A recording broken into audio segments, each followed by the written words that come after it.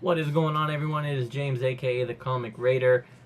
I know it's been a while since I did this series. This was supposed to be what I read every week, and yada yada yada. And then sometimes I wasn't reading. Sometimes I just got lazy and didn't make a video. Sometimes things came up and I didn't make a video. Whatever the excuses may be, I want to do this again. I want to do it every Sunday because I'm off on Sundays, and I think it'd be better for me to just get up, make the video, and just keep this thing going, and I'll hold myself to okay, this day I need to do this. But we'll see. I ain't gonna make any promises. This YouTube stuff for me is still a learning curve. So anyways, again, we're just gonna get into everything that I've read up until this point for this week. I'm not gonna even bother trying to go back to oh, this is what I read a month ago, and no.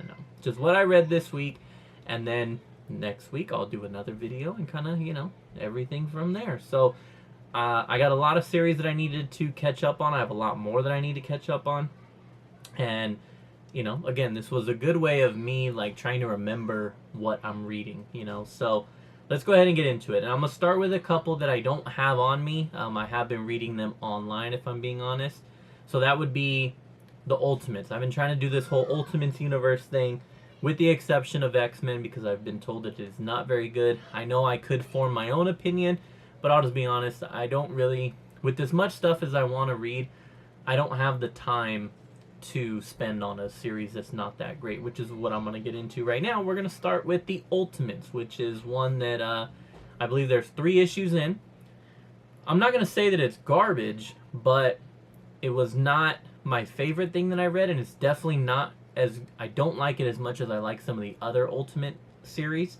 So I read the 3, and I'm probably gonna stop reading after this until someone says, oh, that Ultimate series, man, it really ramped up. It's cool. There's some things that I like. It's basically, if I'm trying to understand this whole Ultimates universe, you have the Maker, who got rid of all the superheroes in his universe and put the villains in charge of all these different territories. And so the Ultimates is almost like, an Avengers-ish team, and they are going to try and undo all of this, right? That's at least my kind of understanding of it. So you have Iron Man is instead called Iron Lad, but it is still Tony Stark. And then Captain America has just been thawed out. You have Thor, who is also with Lady Sif, and they're a duo there. And I think that is it for the team that I was kind of reading about, right? And so I don't remember exactly what issues what takes place. The ones that I remember for sure was, I think it was issue 2.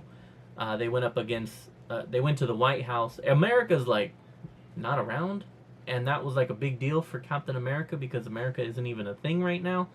And they went into what was the White House, and it was the villain who went by Midas, and he was wearing the original Iron Man suit. It was all gold, of course. Midas, everything I touch turns to gold. He even says that in there. But so it's that suit, and he's they have their words and exchanges, and he's going on and on to Captain America about how this new world is, and forget America and all that kind of stuff. And then they have this. It was a decent fight, don't get me wrong. I did enjoy the fight. I enjoyed the artwork and the back and forth and the action of it and everything. And then that fight ends, I think, Captain America, hits him on the back of the neck with his shield. And the guy's, laying on the ground, and he even says, I think you broke my neck. And that was that. And then issue number 3, they went to this island where there was a huge gamma explosion. And so, obviously, leading into the Hulk. And so, they're on this island trying to find the Hulk and find something. And they find a couple of creatures. Basically, everything has been growing, a giant serpent and, all this kind of stuff. And they find... I know that they find a lady Hulk, a She-Hulk, but I'm trying to think if they found a different Hulk first. I don't think so. I think they found the She-Hulk first. Well, they find Hulk, who's just, this giant, No. Okay, hold on. I'm remembering it now. It's coming back to me. They find a Hulk, and it's this giant monster Hulk, and they fight it, and then She-Hulk kind of comes in and, steps in and now you get the introduction, and then it turns into a baby. So there's like this baby Hulk that turns into this giant monster version of Hulk, and then you have She-Hulk, who is very, I would say, typical in the sense of like she can speak, she can talk like normal, she's, you know, intellectual and all that kind of stuff. So they're having a conversation with her, like, we need you guys, and she's like, oh, you want to see the other? She mentions Hulks, and they're like, oh my god, there's more of you, like, we need you. She's like, oh really, you do? So she shows them the rest of the Hulks. One of them is like a skeleton with like hanging muscle and tissue off of its body, and she's explaining that like this Hulk just feels pain, just pure pain. It feels the breeze because all of its skin is just exposed, and that one's just in constant pain. There's another one that has like this giant brain and can't talk because the brain is just so, they think the brain's just too big. I forgot exactly how she described it. And then then there was the baby Hulk, who when he gets angry turns into Hulk, and so all this kind of stuff. And then and so she basically tells Iron Lad, like, if I'm going to help you, he says, okay, well, what about you? Like, you are what we're looking for. And she says, okay, well, if you want my help, then you fix this island. You repair this island. You heal all these people that are in pain and suffering, and then I'll help you. And so then, like, meanwhile, Hulk, who is kind of like almost like a Mr. Fix-It looking, I think he was in a suit if I'm not mistaken. He's gray, bald, like that Hulk, regular Hulk, is watching this and is like, oh no, like, no, this ain't gonna fly with me. So he's kind of like a villain, pretty much, is my understanding. So, that wasn't a bad issue, and this is what I'm saying, like, it's not terrible, but there's other things that I'd rather read, for me personally, but I could definitely see people enjoying it, but I can see people not enjoying it too, so I'm just kind of on the fence about it, which means that I don't need to spend my time reading it, but maybe I'll, like, kind of, like, try and keep up on at least what's going on without reading it, per se. But anyways, that was the Ultimates 1 through 3, and then let's go ahead and keep on with the Ultimates. Ultimate Black Panther. I grabbed the first few issues, and then I took it off of my pull just to save money, but I have been reading it. I've been really enjoying this one. It's first of all, I love the artwork. I love the suit. The suit is just, I love it. I love the way it's drawn in this series, but besides that, you have, Black Panther is married to Okoye, you have Shuri is in here, and, it starts off with some betrayal and something happens to the king, and so now it's T'Challa taking over, and he's trying to figure out why, and he's doing all these balances. We love when, like, a character is dealing with balance, and he's balancing, like, very traditional, here's my warriors, here's my this, but then also kind of like seeking out the people who are, I'm trying not to, I don't want to say like fortune tellers, because that's so disrespectful in a sense, like they're way more than that, but going to the people who are, like mystical, right, or have these thoughts and magic, or can see the future, or have faith in things spiritual. And so he's going to them, but then obviously other people are like, I don't know why you're going to them. They're crazy. They tell lies, blah, blah, blah. But anyway, so he's doing all this. Meanwhile, like, there's this Moon Knight arc going on, because Moon Knight is basically Ra and Khonshu, and they're the gods who have been put in charge of Africa, except for Wakanda. But now they're starting this war with Wakanda. And so, like, they're popping in as Moon Knight, and that's the main villain. You got this introduction to Killmonger and Storm, which was really cool. They are together, and you assume like Killmonger's going to be a villain, but he's actually not, and he's trying to like be he has the same kind of background as what we're used to, but he's just trying to be like a protector of Africans, but not just Wakandans. Like, he's trying to protect more than just that. He just doesn't want innocent people being hurt by either side of this war. And so it's getting to a point now, like in the newest issues, where Black Panther is really like making his circle tight. And that circle right now is basically just him, Okoye, Shuri, Killmonger, and Storm. Like, as of right now, these are the only people that he feels he can trust. because he has a leak somewhere in his, group. And I don't know if they know that it's in the Dora Milaje yet, but we know as the reader, like, that's where it was coming from. And so that's been, like, really good. And seeing, like, the beginning of this war, there was a nice little fight with Moon Knight there. And then, Moon Knight telling him, like, all right, we're going to war. Like, this is how it's going to be. And so I've been really enjoying this one. It's, like, again, a different... Now, I haven't read a ton of Black Panther, but it's just, a little bit different than what I would normally expect. And I'm assuming with the whole, like, Killmonger stuff, like, you're taking elements of what we all know from regular Marvel, and you're kind of just changing things up, right? Ron Conchu playing as Moon Knight, like, it's dope. I'm enjoying Black Panther. I would recommend that one. Now we'll go ahead and get into Ultimate Spider-Man, which has been really good. I left off on, I think, issue 5. 4 or 5, he had a date with Harry, and a double date with Harry and Gwen. And, Harry's the Green Goblin at this point, but he's also good right now. And he's told Gwen about, everything. They don't keep secrets from each other. Meanwhile, Peter has only told his daughter because she found out. He has a family at this point. Mary Jane and him have a son and a daughter. He's only told the daughter up until now. And in these last issues from 5 to 8, actually, which I do have here. So here's a cover of 5. And so in these ones, him and Harry are just kind of working together. There's a great battle with Kingpin.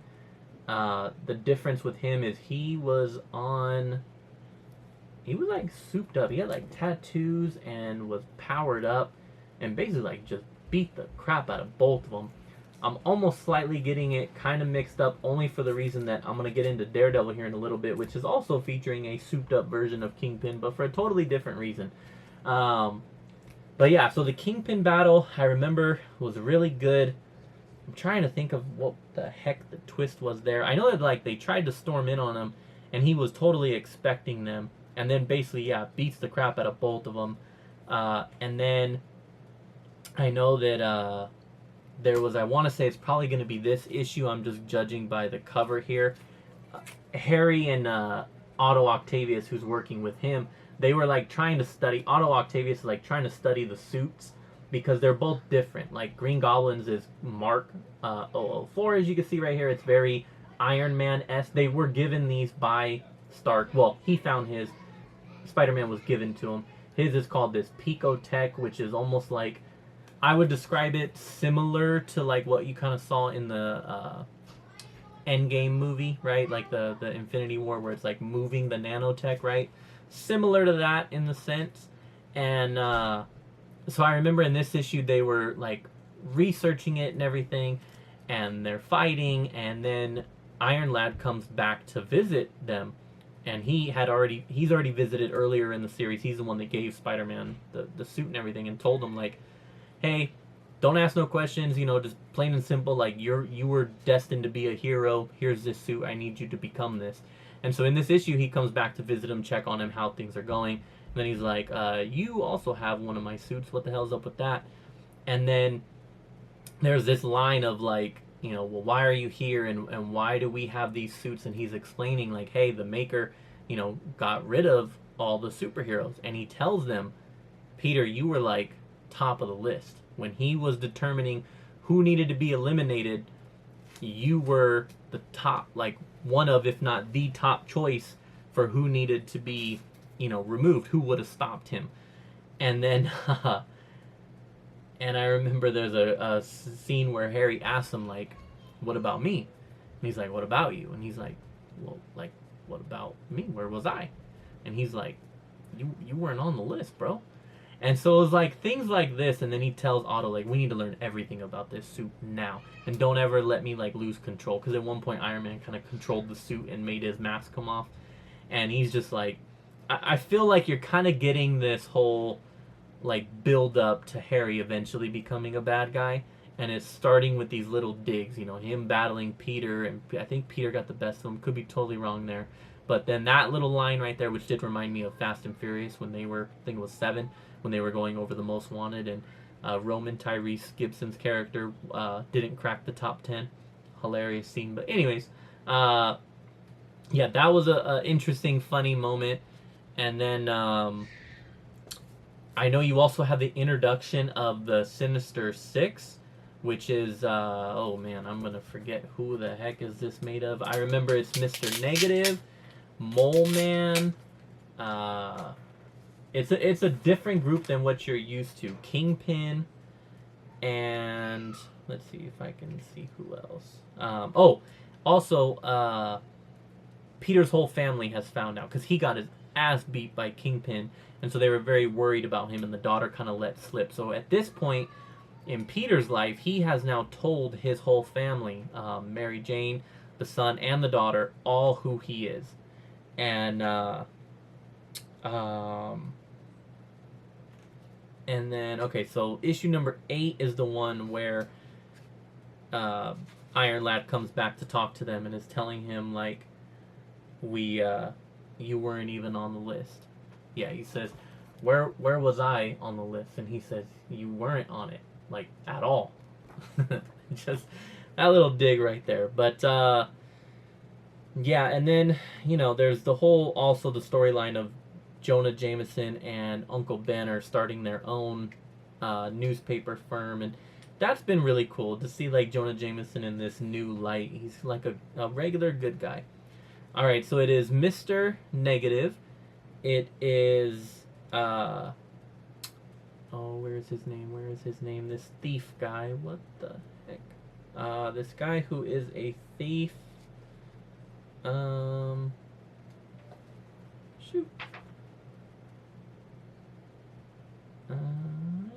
Sorry. Yeah, oh, the Black Cat, the notorious Black Cat. But it's his name is Walter Hardy. Sorry, that's who it is. Yeah. So it's Black Cat, but it's a dude right now, Walter Hardy. I think we've all seen the cover of like the daughter eventually become that there was like a cover where there's another Black Cat. So I'm assuming his daughter, because they mentioned his daughter, that she'll be taking over after him. But so yeah, Mr. Negative. You also have Kraven the Hunter is another one.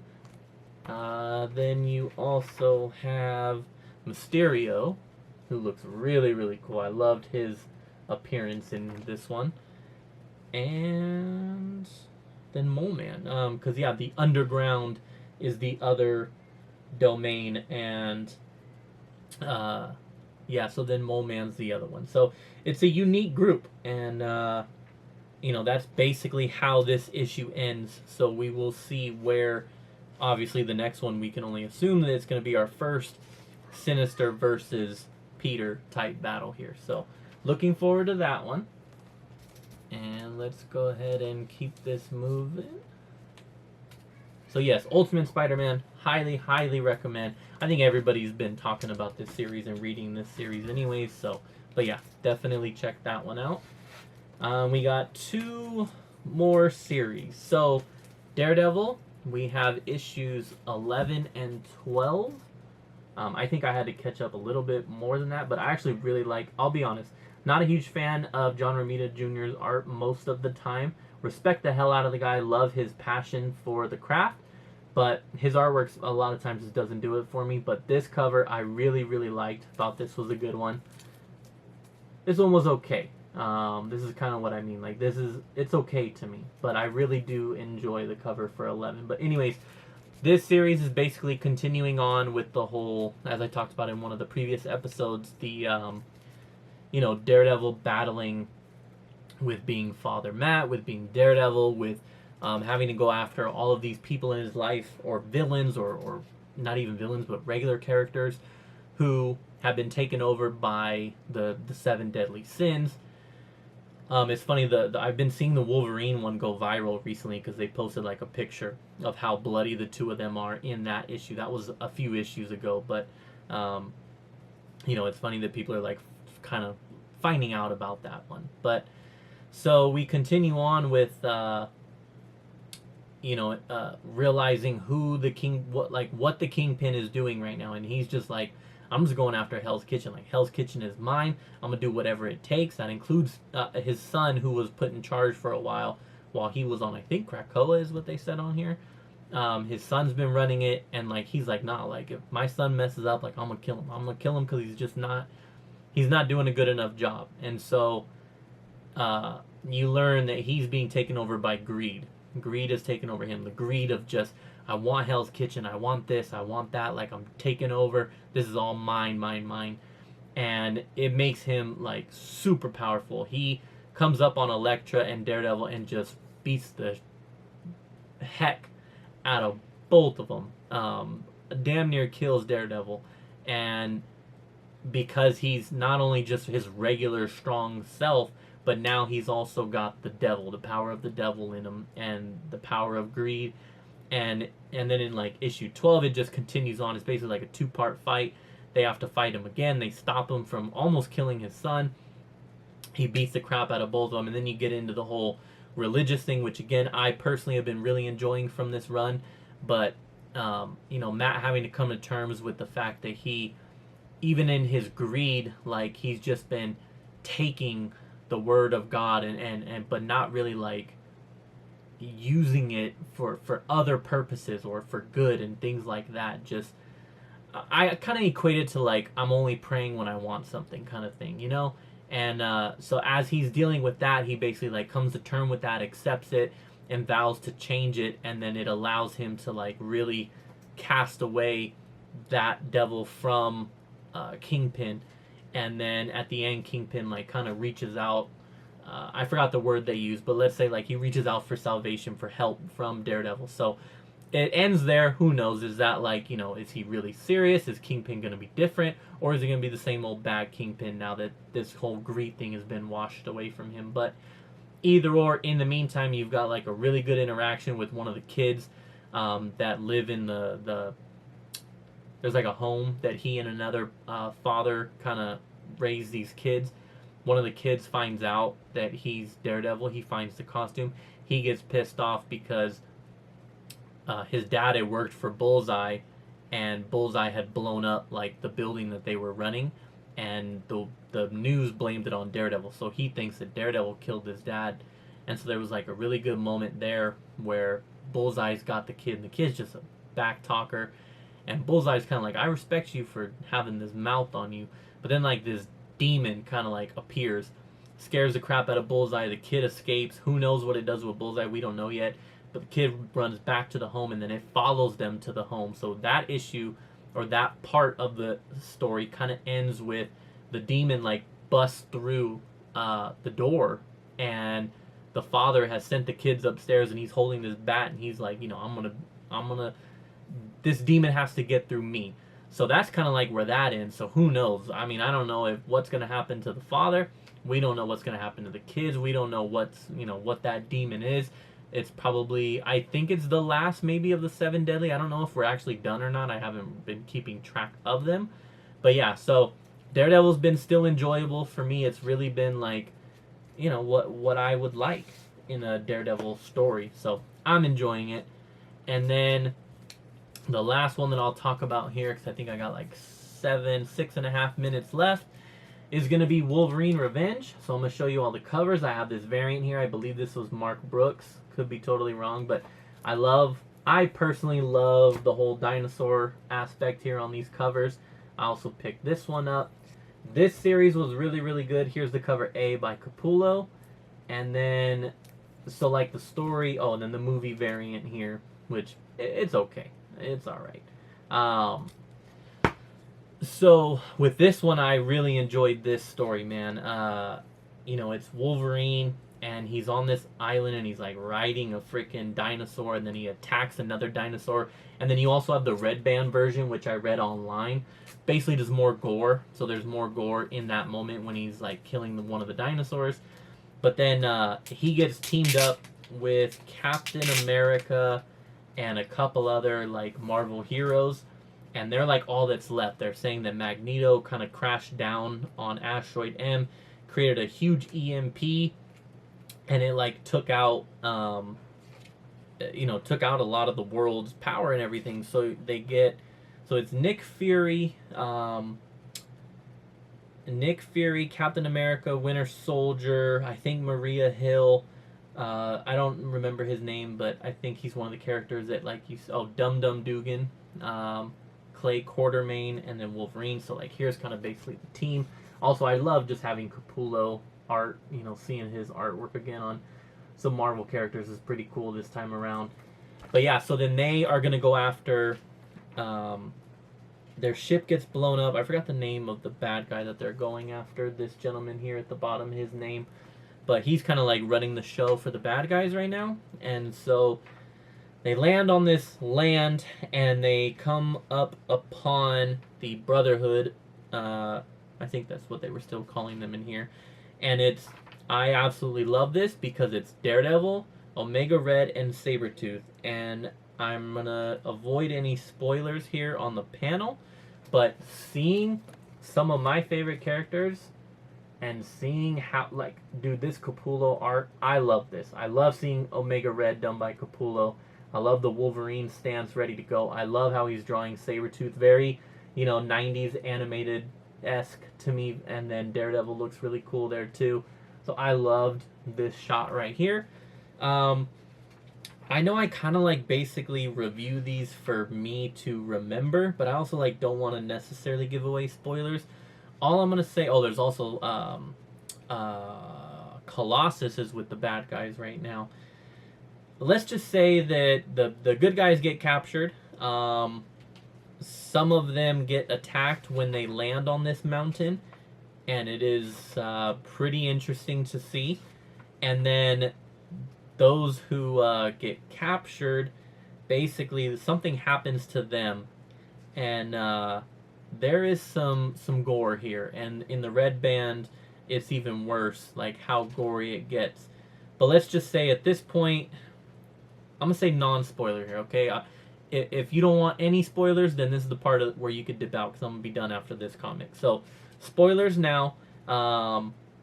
At this point, you don't know what the hell happened to the team. The team is possibly all dead. Like, that's what you're supposed to believe. Like, they blew the shit up. Sorry to curse, but they blew this team up. And yeah, as of right now, it possibly is only Wolverine who is alive. And I am definitely now seeing the difference between the regular comic and the red band, because this is the regular comic. Like, he is blown up and is having to come back to life, regenerating. In the red band, there is an extra panel at the end, which is like, take this and just imagine a full body shot of this half regenerated, very angry Logan. It's really worth checking out. And yeah, so that is not on the standard version here. But yeah, so this series, it's good, man. I am very excited to see where this goes. Again, I am also just a sucker for the whole Capullo aspect. So yeah, I am digging this. Jonathan Hickman is writing. And yeah, this is going to be interesting to see where this goes. But check this one out for sure. Wolverine Revenge, it is going to be like a little mini series. I think maybe 4 issues, if I'm not mistaken, 4 or 5. But check it out. But that is going to do it for me. I'm going to wrap this up here so I can save myself on the 30-minute timer. But plan will be to continue. I'm going to kind of finish this. I'm going to go sit back on the couch and read a bunch more. I'm going to probably do X-Men and then a bunch of the Spawn Universe titles for next week. And we'll see. We'll see how much I get through. That's kind of my plan. So Spawn Universe and X-Men will be what to expect next Sunday. I'm going to just tell myself, let's do it. Let's hold to that. Let's hold it to that. So, as always, appreciate you all. And stay safe. And Comic Raider is out, man. Doses.